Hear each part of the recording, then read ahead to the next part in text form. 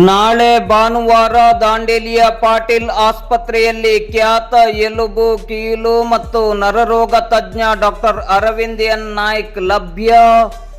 ದಾಂಡೇಲಿ ನಗರದ ಪಾಟೀಲ್ ಆಸ್ಪತ್ರೆಯಲ್ಲಿ ನಾಳೆ ಭಾನುವಾರ ಬೆಳಿಗ್ಗೆ 10 ಗಂಟೆಯಿಂದ ಮಧ್ಯಾಹ್ನ 2 ಗಂಟೆಯವರೆಗೆ ಖ್ಯಾತ ಎಲುಬು ಕೀಲು ಮತ್ತು ನರರೋಗ ತಜ್ಞರಾದ ಡಾಕ್ಟರ್ ಅರವಿಂದ್ ಎನ್ ನಾಯ್ಕ್ ಅವರು ಸೇವೆಗೆ ಲಭ್ಯವಿರುತ್ತಾರೆ.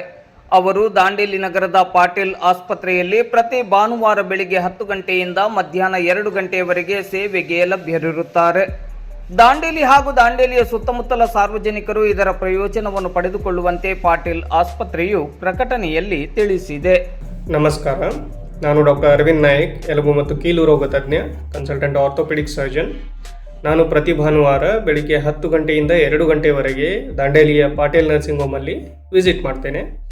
ಯಾರಿಗಾದರೂ ಮಂಡಿ ನೋವು, fracture related treatment, shoulder pain,